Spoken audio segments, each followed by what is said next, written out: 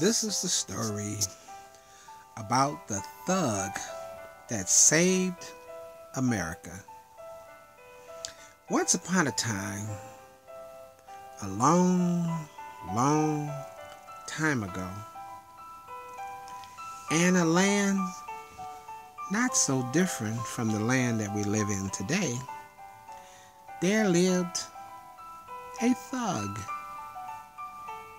That's right, a T-H-U-G thug. But he wasn't your everyday average thug. No, not one of those typical thugs that walked around with their pants pulled down in the back.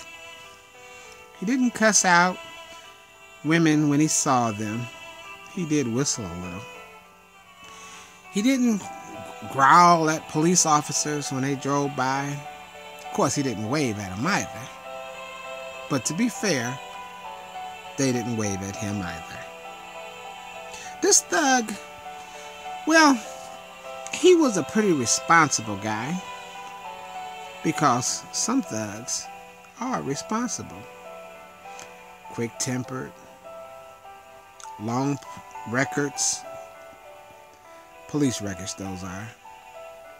And some have hair that's short, some long, some wrapped, some braided, some wavy, curly. Old thugs have all kinds of hairstyles. You can't judge a thug by his hair. Neither can you judge a businessman by his suit. But I digress. This thug was a decent, upstanding, nice person. Believe it or not, thugs can be very nice people. Just like wife beaters can be businessmen, politicians, police, you name it, doctors, lawyers, and Indian chiefs. But again, I digress. This thug that saved America, how did a thug save America, you might ask? Well, he believed that America once was a great and glorious city upon a shining hill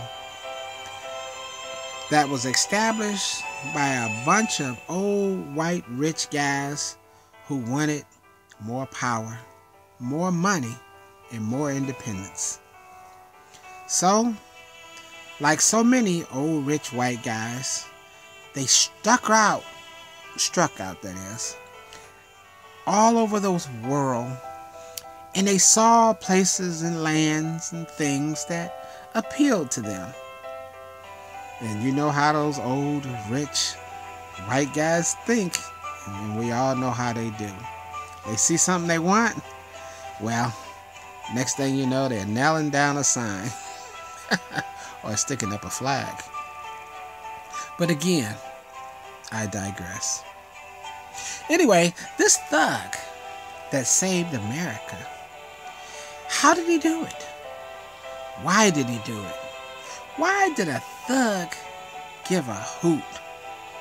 Well, this thug did care, because this thug, well, he was brought up on all those hopes and dreams and pretty things that he was told that America was. And he believed that those rich old businessmen, white guys, who struck out and conquered our land by any means necessary, I might add. You know, white men, they see something they want. Well, they may buy it. And if they can't buy it, well, look out, inhabitants.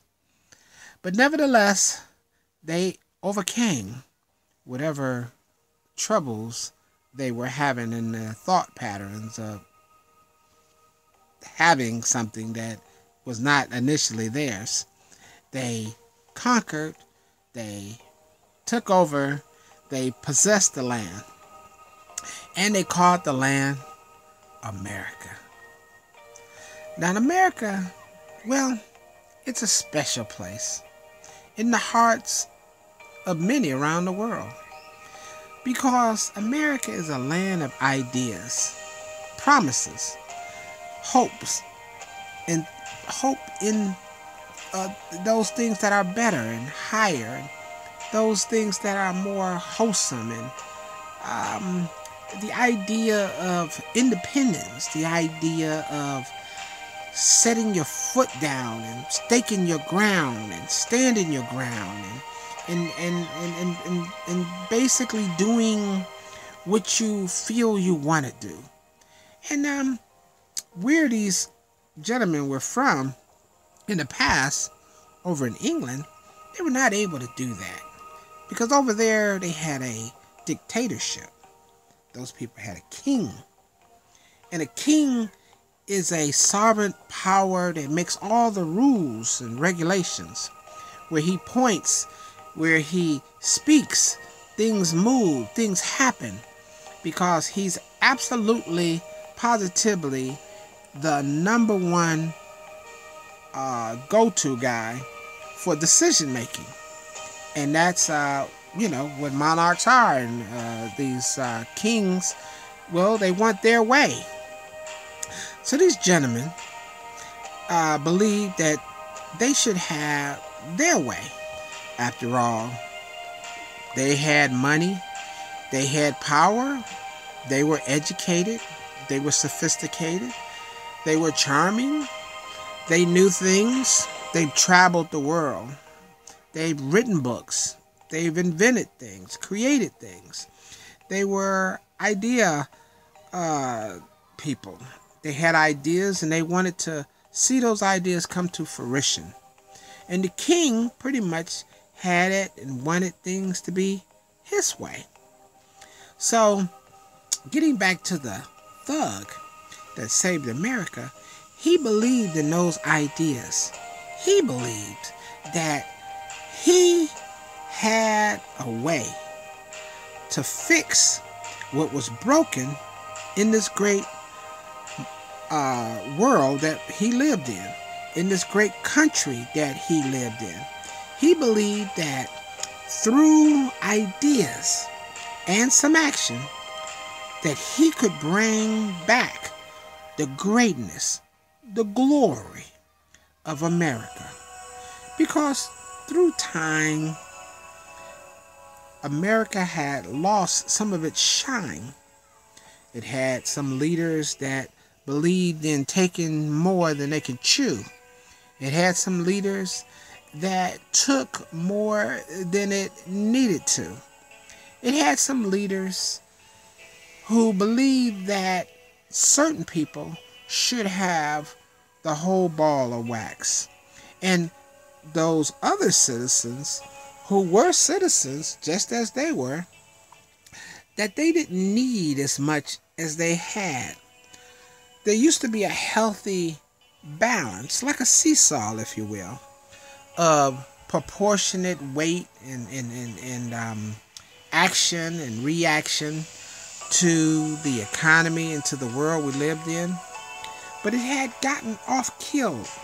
And like a seesaw, when one side is, well, bigger than the other, you will see that a seesaw won't work as well, won't work as fast or efficient, and in some cases won't work at all. If you set an elephant on one end and a child on the other, well, what do you expect? Now, I'm not going to name names and say, well, the Republicans are a bunch of rich, cater to butt kissers of the rich and famous and powerful. And the Democrats are a bunch of angels who believe in fairness all around and all abound. And I won't reverse those roles either. I think there's some truth on all sides, and there's some falsehoods on all sides. I'm not going to say responsibility is equal, because even the Bible said where much is given, much is required. One side has people it represents that are more powerful. They have more money. They have more influence. So I believe, according to Scripture, that that particular side, those would be the Republicans, that they should do more to help everyday common folk. That they should be the ones who, like the Republicans of the past, should be the ones to look out for the common man. That they should fight for the people who are between jobs.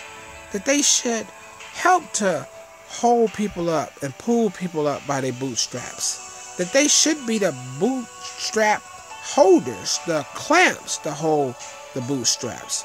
That they should help the farmers, the little guys, the black folks, the white folks, and all the in-between folks. See, it used to be a time where, let's say, this thug might have thought, well, let me do something for the other thugs. Let me do something for the other regular people. Let me do something for all people that are like me and me alone. But the world has changed so much. Corruption and the one-sided power has tilted the scale to such a degree, the seesaw to such a degree, that even that thug couldn't look and say, my own people need help. My own people need all the help. Even that thug had to say that, this is bigger than black folks. This is bigger than Mexican people.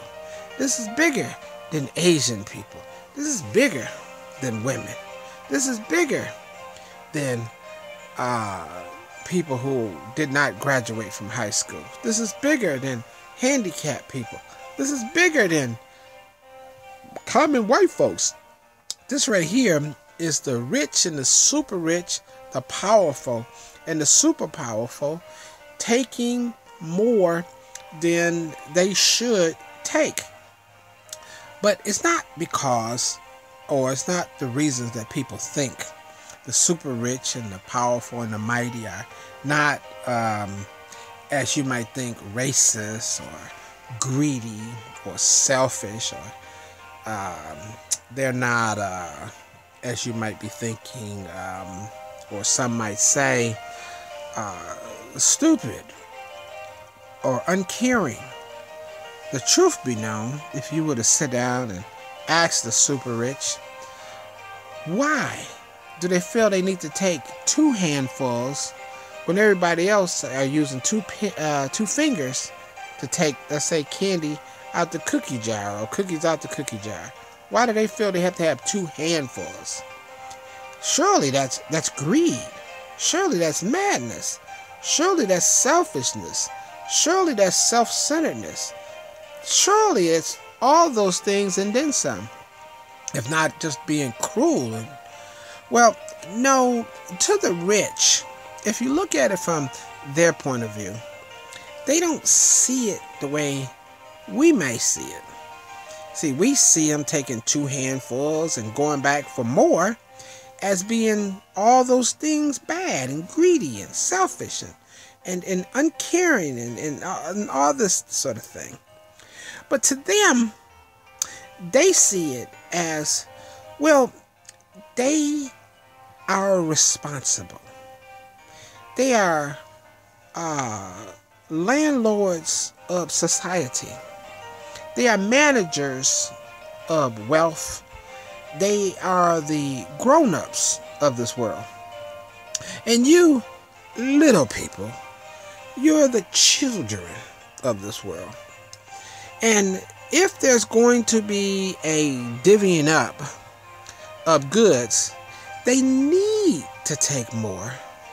And they should take more in their minds because they know what to do with wealth. They know what to do in their minds. They understand how wealth, how power works. And these children who would have their share really don't understand the full impact of having. Even though what they're trying to get is just a fraction of what the rich are getting, the rich feel justified in doing it because they've had so much. Their family has had so much. Their siblings have had so much. Their friends have had so much that it seems like the natural order of things. To the rich and to the powerful, In their minds, they could give you both handfuls of goods, and in a very short span of time, within a year or two or a few years, you would take your portion and you would squander it, and you would do unrighteous and insecure. You would do just you would not do well with it. When you came back in 5 years to see what you've done with this money, to them, you would have taken this money and you would have squandered it, and it would be in the wind blowing, as lost as a drop of water falling into the ocean and mixing with the ocean. So they need to take care of you, because to them, you have no understanding of money. You have no understanding of power, because you could come back and see the money that their handful. You could come back 5 years. You could come back in 10 years. You could come back in 20 years and see they still have that original 2 scoops of goods, of power, of services. They still have it, where yours is gone in just a fraction of the time. So this is why they feel justified in doing and thinking and acting the way that they act. They don't see themselves as greedy and selfish. They see themselves as the same people who run museums. They see themselves as the people who stand guard to put pictures on the wall and have people look at them. And they preserve beauty and preserve nature and preserve money. So they see themselves as having a job, a duty, a calling. They see that in their minds, because they have so much, that God must be with them. That God must be on their side. They see you crying out for God. They see you people reading and talking about God. But yet, it looks like God is with them because they have so much and you don't have anything. And the little that you do get, you give away and squander. So that's the reason why they feel that this is so important. Why they feel this is a religion for them to take, and to take more, and to take most, and to hold on to, and to keep it, and to even keep it from you. Why, it's a calling. It's a ministry to them. The same way you would pray on your knees to God. They feel that they need to do this. In the way that they do it and how they do it is all par for the course.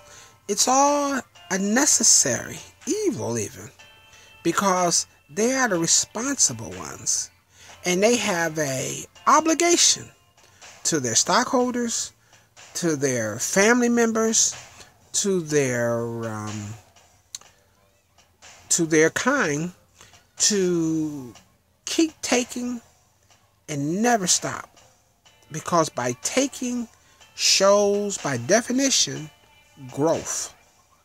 And they can't understand the resistance that they receive sometimes, or the non-compliance of those who want to take their portion, trying to stop them from taking their portions. It's a foreign concept to them. Now, how did this thug come against that sort of thinking? And how did his thinking change the world as we know it, and change America in particular? Well, you see, this thug, extraordinary thug with an extraordinary idea. He said, you know what? The rich are onto something. And poor people always make the same mistake. We pray, pray, pray, pray, pray, but that's all. We don't act. We need to do more than pray. We need to act. Because faith without works, the Bible said, is dead. So you're saying, okay, I cannot follow you to this point, but this thug, how did he save America? Well, you see, America was built and established on a couple of things. It was established on the power of the many. And what the many wanted, then they based laws and they changed society based off of the majority rule. And the way the majority rule worked in America, as we know it, is that citizens, which we would be citizens, you and me and average Joes, we had a vote. And what we would do is that we would vote. And for a while in America, that voting concept was pretty good. In some small corners of the country, it still makes a difference. Where if you want something or you don't want something, you would say yay or nay, or you would vote on the ballots, and you could make a difference in your community, in your city, in your state, in your country.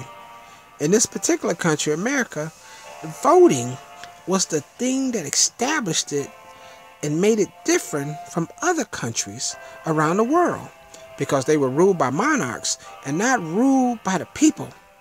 So the vote made everything better. And it worked for a while. But see, the world is different now. And you can't go by the old vote. You gotta remember, this thug, who was very clever, he watched those old rich white guys and saw how they did things. They talked a lot about this vote that they used to have and used to work with back in the old days. Same way grandpa and grandma might talk about some old bike or something in their garage. It's there, and it did what it was supposed to do back in 1930 so. But today, in the year 2000 plus, that old bike ain't cutting it. They got motorbikes now and cars that run on all sorts of things. And they don't need your old bicycle with tricycles and your training wheels. They don't need that stuff today. So it's sitting up there in the garage rusting, and you're telling me to get one and to use that to get ahead when you're not even using it yourself. That's right, the vote has changed. Nobody's voting anymore unless you're voting with cash. Unless you got money, your vote don't count. So I say to you, and this thug said to you, stop voting and start buying. That's right, stop voting and start buying. Am I saying to stop voting for candidates, for president, for mayor, for governor? Well, it sounds like that, and I'm not even implying it. I'm saying that the vote alone, without action like faith, and voting is an action. You have to get up, you have to go down to the ballots, you have to register, you have to vote for a candidate. I'm not saying that you should stop, even though it sounds like I'm saying that, which I'm probably literally saying, but I'm not saying to stop caring and stop voting. I'm saying stop doing that alone. Okay? Sounds a little confusing, so I'll back it up and kind of clarify myself. I'm saying stop voting alone. Not to stop voting, but to add some spice to your vote, you need to spice it up with money. You need to act like those rich old white guys. You need to vote and care about democracy. But you need to have money too, because money makes the world go round, at least the world in America. God himself is actually who's going to save America, not this thug. It's God himself who's going to change the world, not this thug. And most certainly not the rich getting richer, powerful old white guys. But it's the vote that will make the difference with an action of buying, of purchasing. So you're saying what? Should we go out and buy a new car? Should we go out and buy a new dress? Should we go out and buy a new suit? Should we go out and buy a new purse and pair of shoes? Should we go out and get our hair done? Should we go out and buy some new necklaces, earrings, rings? Should we go out and get our face done? Should we go out and get some plastic surgery? Should we go out and get high with our friends? Should we go out and buy some this? Should we go out and buy some of that? Should we do this or should we do that? No, said the thug that saved America.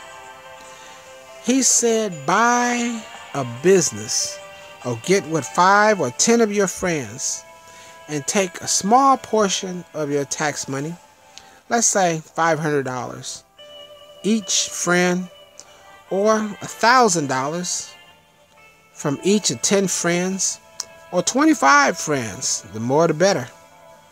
And put that $1,000 together. Let's say if it's 10 friends, you'd have $10,000. Why, you could start a business with that. Now, I wouldn't recommend you starting a business, but I would recommend you buying an existing business. Why, you can go to many sites, all kinds of sites, even Craigslist. You can go to eBay. You can look in the newspaper under businesses for sale. If you don't see any in your city, you can go to another city. I would recommend that you get a place close to where you live, and you would see a business starting at $10,000, $20,000, $30,000 on up, and it may be a restaurant, might be a bar, might be a pool hall, a bowling alley, it might be a dry cleaners, might be a donut shop, it might be a shirt making, packing, shipping, whatever. That you all make a commitment to take your money and put it together and buy that business. Like I said, preferably a local business. And that you would take your money and employ your kids. Give them part-time jobs there. Look at the money as a loss rather than an investment. Oh, I know that sounds crazy. And I'm not recommending that you do anything to lose your money. But I say look at it as an investment in your community. And not look at it as an investment that you would get a return. Or if you do get a return, not a financial return, but a return that is a return that would make a business that is dying or bleeding come back to life. That business that if you have children, if you have relatives, if you have cousins and nephews that are not working and running around like a chicken with their head cut off, trying to make 1,000 interviews and are depressed because they can't find a job, that you create a job for them and that they work there and that you guys work out an agreement. They get so much and that you guys find someone to manage it. You want to find a good person who's looking for work to manage it, and that you guys have, strict rules and regulations regarding controlling the money and all. You want the investment to pay off, even if it pays off just to keep the lights on and the doors open. But you make an additional investment. That's right, an additional. Additional means something separate from your first investment. The additional investment would be that you take 3 to 5% of your income and you spend it in that location. See, your initial money alone, that $1,000 or $500 that you put toward this business, may on its own, if you support the business, maybe it'll make it work. It'll pay the salary of your relatives or the person in your neighborhood, kids. It may or may not do that, but it is going to need additional revenue. Just like, your mother bore you, they cut the umbilical cord, but the child has to get some outside nutrition or they would perish. And business is kind of like the same way. A business that's born needs an umbilical cord. It needs an attachment to additional revenue in order to keep it going. So if you make this commitment, you would make the commitment that you would give 3 to 5%, like you give 10% to your church or your synagogue or your hall or whatever. Some of you, your women on the side, but that's another video. But anyway, you would give an additional 3 to 5% of your income. So if it's a donut shop, you would go there and you would add up. If you have make $100 a week, let's say, keep the math simple for myself, you would give $3 of your $100 up and buy donuts once a week when you got paid, or once a month when you got paid. If you made $1,000, you would give up 3% of your money for that.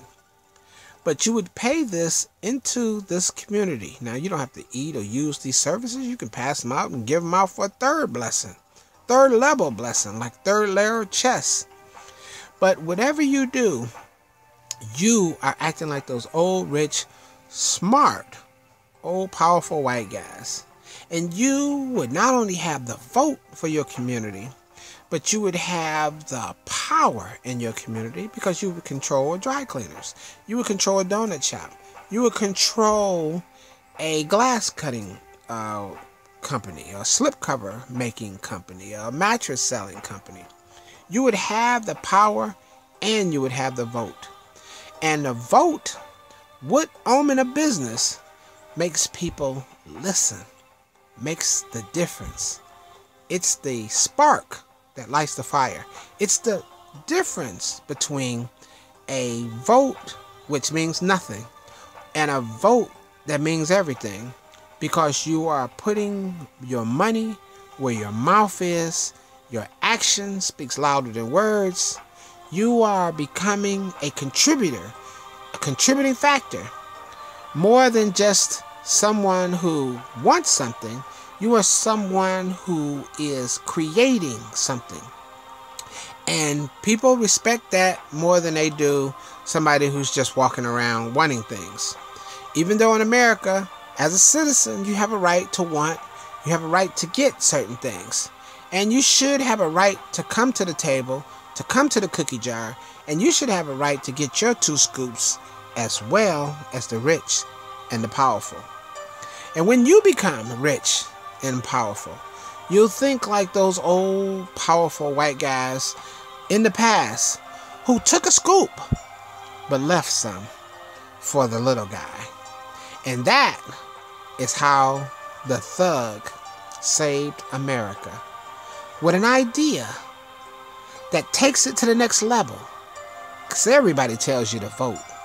But voting alone will never make a difference. Marching is good. But marching alone will never make the difference. Protesting is good.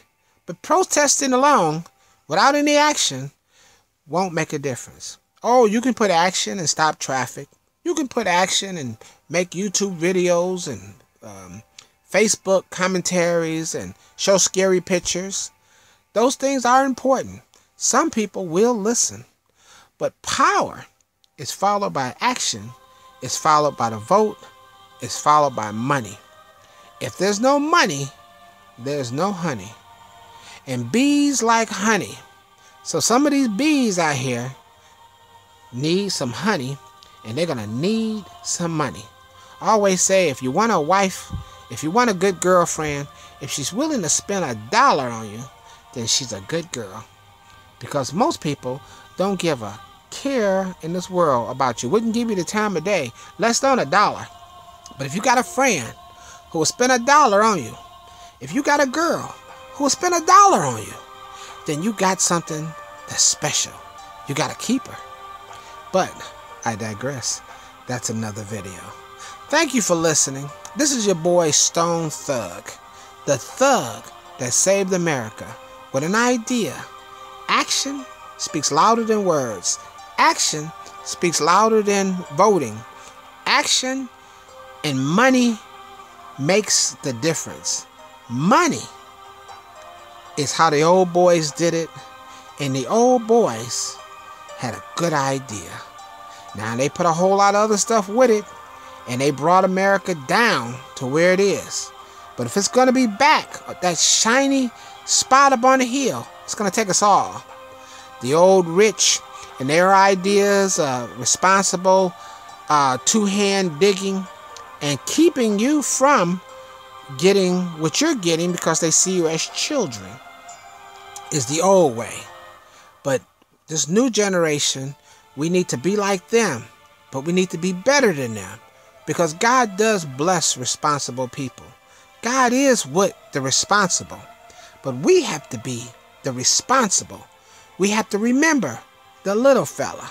We have to remember that everybody needs a chance. Everybody has children. Everybody loves their children. Everybody wants their children to have more and better. You shouldn't never want your children to have it all, but you should want the other fellas' kids to have a chance. Thank you for listening.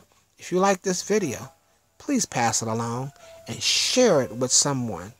Let them know there's a great little tale called The Thug That Saved America. He saved America the old-fashioned way, listening to the old boys and telling it a story about a tale that America was built off of. Ideas. Ideas make the difference, but an idea in your head is dead. You have to act on it. You have to put some money with it. You got to put some action with it. And you may have to get a few of your friends. Thank you so much for listening. God bless, and have a wonderful day. This is your boy, StoneThug. Check me out. Google StoneThug. Look at some of our products. Buy some of our t-shirts. Get some of our downloadable music. Listen to some of our poems. This is StoneThug. Support me, because we support you.